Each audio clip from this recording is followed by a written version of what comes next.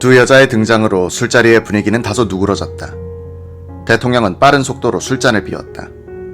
그는 시바스 리가를 주전자에 부어서 마시고 있었다.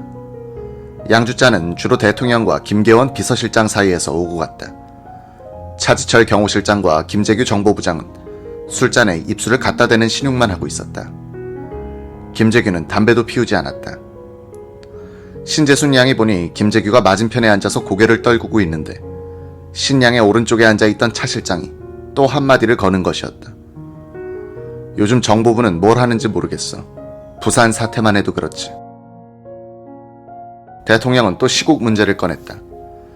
차 실장이 계속해서 자극적인 발언으로서 대통령을 부추겨 이 화제에서 벗어나지 못하게 하고 있는 형국이었다.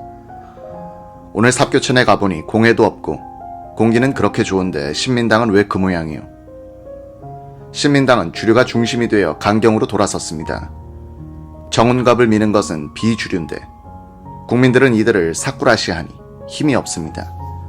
주류의 협조가 없이는 정대행체제의 출범이 불가능합니다. 우리가 공작하던 현 당직자 백지화도 수포로 돌아갔습니다. 그까짓 새끼들 싹 쓸어버리겠습니다. 차 실장은 예의 강경한 소리를 되풀이했고 김 부장은 대책 없는 비관론을 되풀이하니 대통령도 난감한 표정이었다. 한편 정승화 총장은 오후 5시 30분경에 총장실에서 나와 한남동 공관에 가서 사복으로 갈아입었다. 오후 6시 10분경에 공관을 출발했다. 전속부관 이재천 소령이 승용차 앞자리에 앉았다. 정 총장은 6시 35분쯤 궁정동 정보부 사무실에 도착했다. 정문초소 안에서 경비원이 바깥을 보더니 문을 열어주고 누군가가 나와서 안내를 해주었다. 정 총장이 안내자를 따라서 들어가는데 뒤에 도착한 승용차에서 내린 한 중년 신사가 따라왔다. 사복 차림의 전속부관 이재천이 그 신사에게 우리 참모총장이십니다 라고 소개를 했다. 신사는 문전에서 제2차장보입니다 라고 인사를 하더니 정 총장을 안내하여 1층 대기실로 같이 들어가 앉았다. 이때 정보부장 수행비서관 박흥주 대령이 오더니 차장보에게 귓속말로 말했다. 부장께서 각하와의 만찬 자리에 가시면서 두 분이 먼저 식사를 하시라고 했습니다. 김정섭 차장보는 정승화 총장에게 양해를 구했다. 부장님이 대통령 각하의 저녁 부름을 받아서 제가 대신 왔습니다. 미안하다고 말씀하시면서 총장님을 모시고 있으면 끝나는 대로 오시겠다고 하셨습니다. 정승화 총장은 기분이 나빴다. 돌아갈까 하다가 전에도 있었던 비슷한 일이 생각났다. 지난 봄인데 김재규가 3군 참모총장들을 저녁에 어느 음식점으로 초대해 놓고서 불참했다. 갑자기 대통령의 호출을 받았다는 것이었다. 이때도 김학호 정보부 감찰실장이 대신 와서 접대를 하다가 김재규가 늦게 합류한 적이 있었던 것이다. 다시 나동 안방. 김계원은 왼쪽 자리에 앉은 김재규 부장이 너무 몰리는 것이 안타까웠다. 분위기를 바꿔보려고 이렇게 말했다. 김 부장이 칵테일도 잘합니다. 그런데 김 부장 칵테일은 어떻게 하는 거요? 술 한 잔에 물 2잔을 부으면 됩니다. 무뚝뚝하게 대답하는 김 부장에게 위로의 뜻으로 술을 권했더니 큰 잔에다가 양주를 희석시키지도 않고 그냥 부어서 돌려주는 것이었다.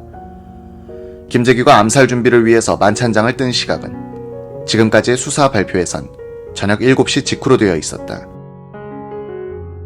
이번에 기자가 관련 수사 자료를 면밀히 검토한 결과 저녁 6시 40분경임이 확실해졌다. 김재규가 두 번째 자리를 뜨고 나서 상당히 오랫동안 돌아오지 않자 김계원 비서실장은 불안해졌다. 각하를 모시고 하는 행사인데 주인이 되는 사람이 자리를 비워 송구스럽고 그 전에 정치 문제로 이야기가 전교됐을 때 난처한 입장에 놓여 있었기 때문에 혹시 하는 생각이 나서 불안해졌다. 그 사이 김재규는 슬그머니 안방을 나와 마당을 지나서 쪽문을 통해 한 50m 떨어진 본관으로 갔다. 식당으로도 쓰이는 1층 회의실 문을 여니 정승화 총장과 김정섭 2차장보가 환담하고 있었다. 양복 차림의 김재규는 좀 과장된 말투로 말했다. 정 총장, 정말 미안합니다.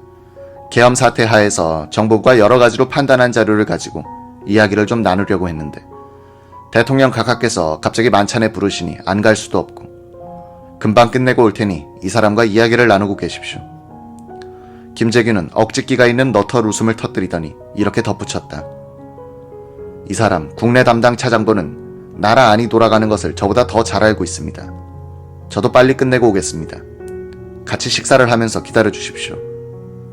김영삼이도 내가 다 손들게 만들어 놨는데 제 말을 안 들어 이 지경이 됐습니다. 정 총장과 김정섭 차장보를 모시는 책임을 지고 있던 윤병서 비서는 김재규가 이 두 사람과 한 5분 10분쯤 이야기하다가 나왔다고 기억했다. 김재규는 회의실을 나와서 2층으로 올라갔다. 화장실에서 소변을 보면서 그는 엄청난 생각을 하기 시작했다. 차 실장을 쏴버릴까? 그런데 차 하나 쏴서 근본적인 문제 해결은 안 되지 않는가? 한다면 각하를 제거해야지 하고 거사를 결심하게 됐습니다. 김재규가 범행 이틀 뒤인 10월 28일에 작성한 자필 진술서의 이 대목은 당시 사리의 발전 경로를 정직하게 고백하고 있다. 범행 직후에 썼다는 점에서도 그러하고 그 뒤 여유가 생겨서 자신의 행동을 과장, 미화, 합리화하기 전 비교적 순수한 상황 아래에서 작성했다는 점에서도 그러하다. 이 진술서 그대로 그의 사리를 격발시킨 것은 이날 밤 차 실장의 오만 방자한 언동이었다. 대통령과 저녁을 같이 하게 되어 있다는 것을 알고도 육군 참모총장을 별실로 초대할 때부터 김재규는 사리의 불씨를 지펴가고 있었으나 확정된 의지는 아니었다. 이날 대통령과 경호실장이 다른 모습을 보였더라면 김재규의 생각도 바뀌었을 것이다. 그런데 이날 분위기는 두 사람이 마치 짜고 그러는 듯이 김재규 부장을 일방적으로 몰아붙이고 있었다. 여기서 결정적으로 울컥해버린 김재규는 문제의 차지철을 죽이려고 했으나 대통령이 걸림돌이 됐다. 더구나 대통령은 저 오만방자한 차지철을 편애해왔고 이날도 합세하다시피 하여 나를 몰아세우지 않는가 하는 생각. 바야흐로 배신감이 사리로 바뀌고 있었다.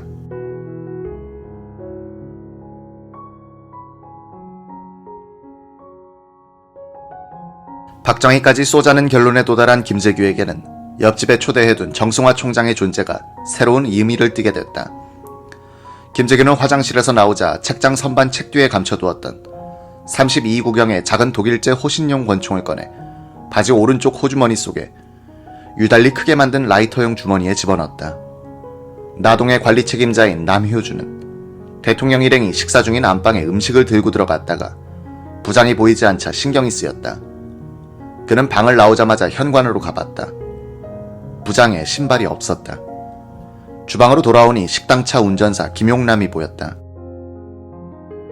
과장님 어디에 계신가? 저 뒤 어디에 있을 겁니다. 남효주는 경호원 대기실로 가봤다. 그는 의전과장 박선호를 발견하고는 부장이 나가신 지 오래됐는데요 라고 일러주었다. 박선호는 항상 갖고 다니는 손전등을 비추면서 구관 쪽으로 건너갔다. 구관과 본관 사이 쪽문에서 경비를 서고 있던 장민순 경비원에게 물어보니 부장은 5분 전에 쪽문을 지나 본관으로 갔다고 했다. 부장 수행비서관 박흥주 대령은 본관 1층에 있는 부속실에서 오전에 하던 여권 서류 정리를 계속하고 있었다. 박 대령은 김재규가 정승화 총장을 만난 뒤 2층으로 올라가서 권총을 꺼내 바지 호주머니에 넣고 내려올 때까지도 서류 정리에 몰두하고 있었다.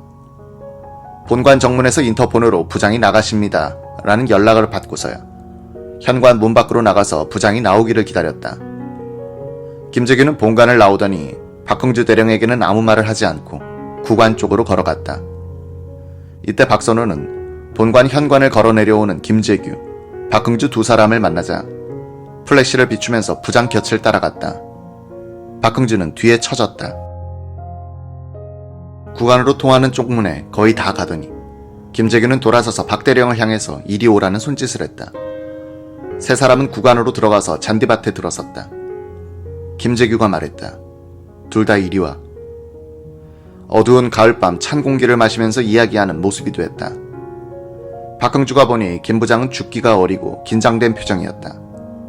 김재규는 상의를 들어 올리고 오른쪽 바지 호주머니를 툭툭 치면서 흥분된 말투로 말했다.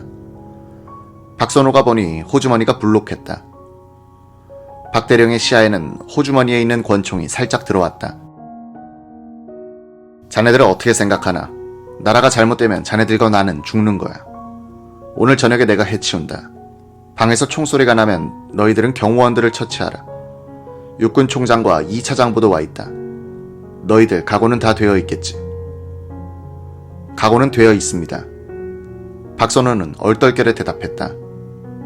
그는 이 말을 하면서 박흥주의 표정을 슬쩍 보았다. 박흥주는 느닷없는 이야기에 입만 벌리고 듣는 수밖에 없었다면서도 예 하고 대답했다. 침통한 표정이었다. 김재규는 본관 쪽을 가리키면서 이미 총장, 차장부도 와 있다는 말을 여러 번 했다. 박선호가 입을 김 부장의 귀에다 대고 속삭이듯 말했다. 각하까지입니까? 김재규는 고개를 끄덕하면서 응 했다. 박선호는 내키지 않는 표정이었다. 그는 거짓말을 했다. 오늘 저녁은 좋지 않습니다. 경호원이 7명이나 됩니다. 다음에 하죠. 안 돼. 오늘 처치하지 않으면 보안이 누설돼서 안 돼. 똑똑한 놈 3명만 골라 나를 지원해. 다 해치워. 박선호가 주춤하는 기색을 보이자 김 부장은 다시 밀어붙였다. 믿을 만한 놈 3놈 있겠지. 박선호는 엉겁결에 예 있습니다 라고 답했다. 좋습니다. 그러시면 30분의 여유를 주십시오. 안 돼. 너무 늦어. 30분이 필요합니다. 30분 전에는 절대로 행동해서는 안 됩니다. 알았어. 김재규는 박흥주 대령을 향해서 느닷없이 자유민주주의를 위하여 라고 중얼거리더니 권총이 든 호주머니를 탁 쳤다. 그러고는 두 말 없이 나동으로 들어가는 것이었다. 박선호는 플래시를 비추면서 부장을 따라서 나동 현관까지 수행했다.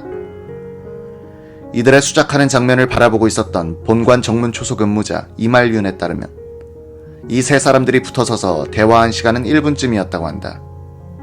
이 짧은 시간에 무슨 진지한 논의가 있을 수 없었다. 김 부장의 일방적인, 저돌적인 선전포고가 있을 뿐이었다. 그는 엄청난 계획을 던져놓고는 그냥 만찬장으로 들어가 버렸다.